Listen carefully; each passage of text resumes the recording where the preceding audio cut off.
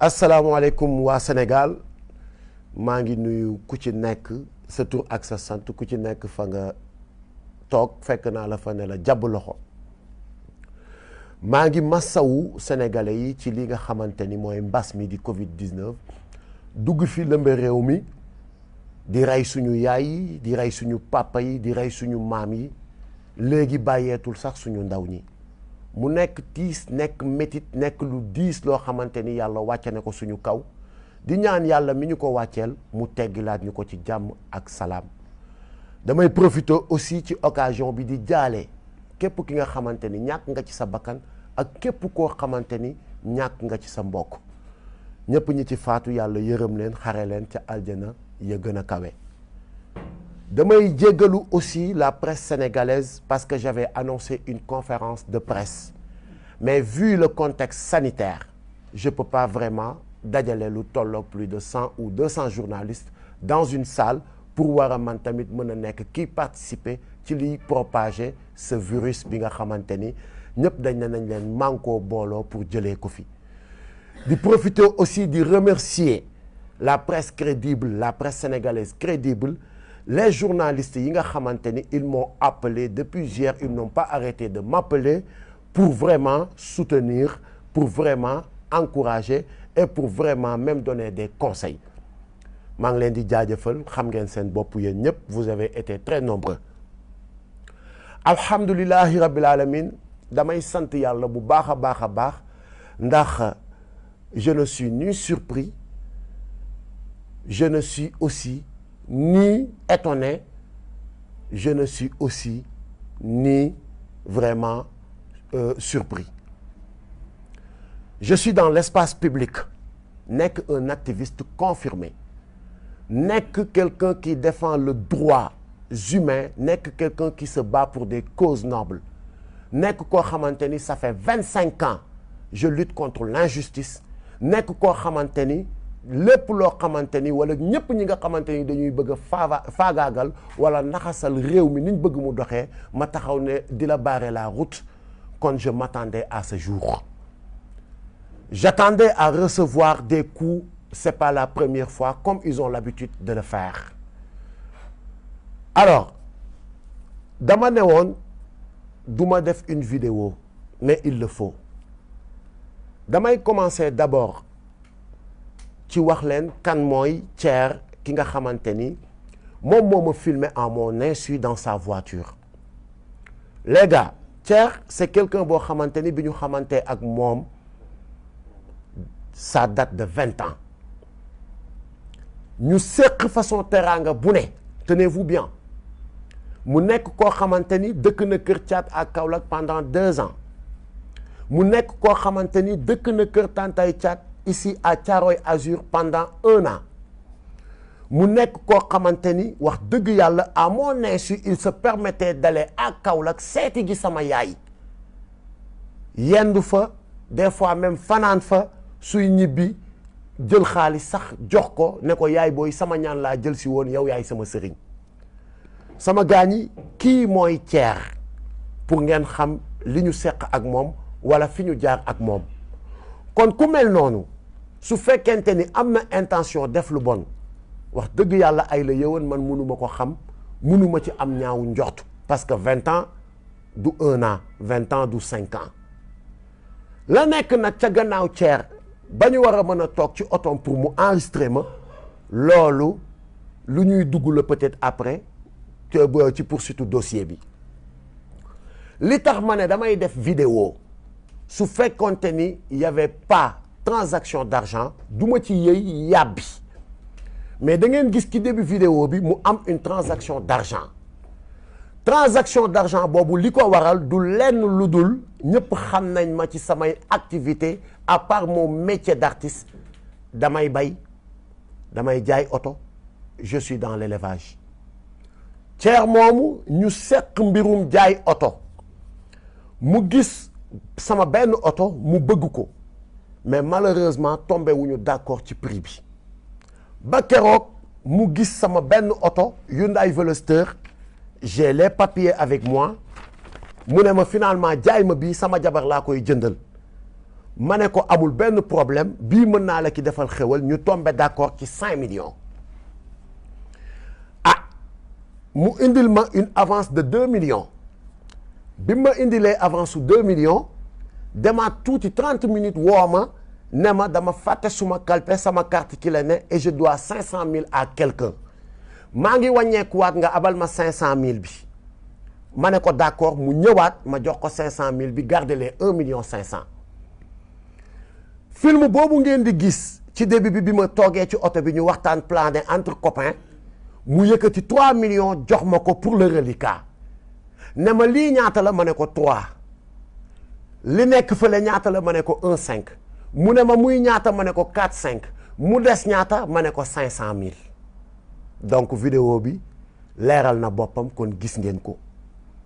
waaye juste que ni comme dafa indi woon jiixi jaaxa ci transaction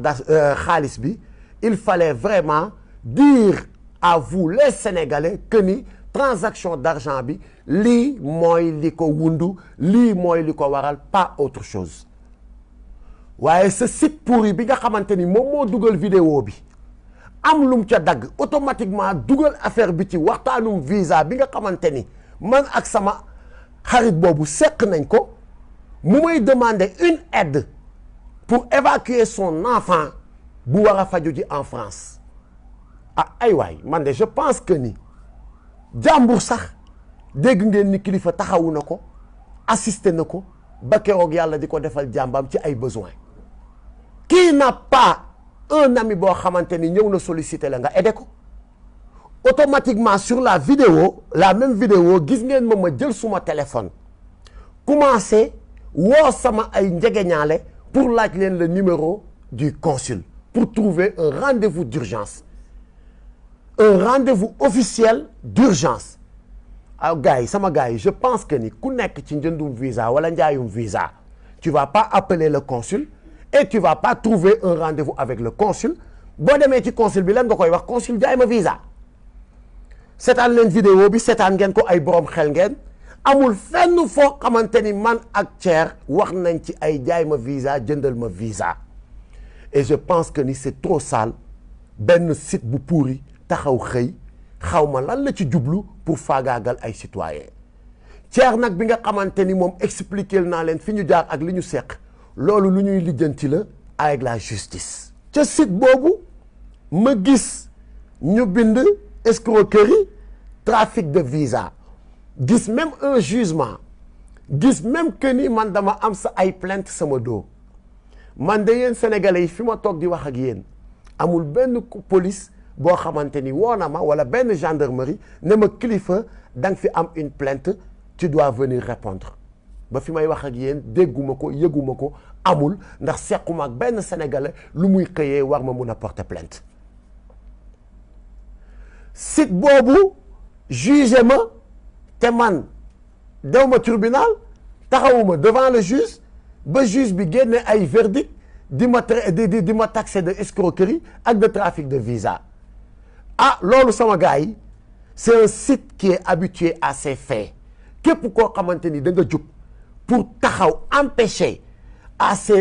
ces gens yi nga xamante ni dañ fi nekk di ñu diriger ci manque de respect ne leen du ci dal site boobu gis nañ ni jug na pour def yu bon pour def yu tilim pour discréditer pour xëpp suñu der yu lu bon waaye bii paa nag duñ ci génnee noonu du yombee noonu dinañu ma wax ce site va me dire quand est-ce que j'ai été un escroc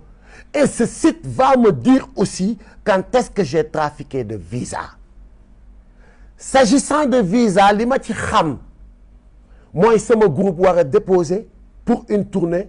ñu woo ma ne ma vous avez un dépôt demain à 11h ma jël suma passeport yóbbu ko ak les documents d'invitation fi festival bu ñu war a dem wala concert bu ñu war a dem présenter ko ñu juger may ñu visa ñu dem suñu tournée ñibbi si waat ci jàmm ak salaam damay wax nag vous les journalistes damay wax aussi la gendarmerie et la police allez faire des investigations ndax man kilifa Landing Mbessane Seck mës naa taxaw ci benn ambassade ànd fa ak doomu aadama budul caat mi ma seqal liggéey wala Gadiaga wala Zmasta suñu DJ wala suñu musiciens yi ñuy àndal taxaw naan damay demander visa wala damay ñaan visa. dem leen ngeen defi cette investigation parce que c'est très important. Il s'agit d'une accusation grave et les Sénégalais aussi ont besoin de savoir et de comprendre ñan ñoo nekk ci dëkk bi nekk ñoo xamante ni seen intention du lenn lu dul saltel ak tilimal deru des honnêtes citoyens. may ñaan aussi notre justice mu autosaisir sur cette affaire parce que warul yam rek tamit ci benn site xëy na bind woy après tilimal der dugg na fi génn fi ñu bàyyi noonu mu jàll mu autosaisiru. Je suis disponible, je ne bougerai pas de ce pays maa ngi fi tukki wu ma dew ma fenn et j'attends une convocation venant de la justice su fekkente ni lii ñu may tudd dama ci laale wala dafa am faites votre travail et pour le moment ñi nga xamante ni nag ñooy mes camarades de combat pour ne pas les gêner je mets en suspens mes activités dans le mouvement Y'en a marre pour mettre leen à l'aise pour wan leen ni que ni cette affaire n'a rien à voir avec ay Y'en a marre avec ay affaire de je sais pas quoi nu ma ko mën a expliquer. Maintenant lépp li nga xamante ni nag mooy lu war a jëm ci mbirum justice tamit duñ na yàkki na yasar on a consulté nos avocats on a parlé avec nos avocats ils vont ñu ngi ciy liggéey au moment où je vous parle et dinañ ci def li nga xamante ni moo war sama gars yi j'avais pas besoin d'être très long parce que cette affaire est simple ñi ma woo ñëpp li ma leen di wax mooy j'ai pas besoin de passer dans un autre chemin pour expliquer li nga xamante ni moo xew j'ai juste besoin de dire les choses telles qu'elles sont et mooy li nga xamante ni mooy li ma fi wax sama gars ñi l'heure est grave nañu bàyyiwaat suñu xel bu baax a baax ci li nga xamante ni mooy xew Sénégal ñu ngi jëm ci 2024 ñu ngi jëm aussi ci ay élections locales je pense que ni le débat le plus intéressant ou le sujet le plus intéressant c'est de communiquer essayer d'inciter les jeunes pour que ñu dem inscrire sur les listes électorales pour préparer une bonne relève pour des élections aussi transparentes li nga xamante ni tey jii mooy le sujet ñu ngi jëm ci 2024 dañ fiy aaye troisième mandat su fekkente ni nag looloo tax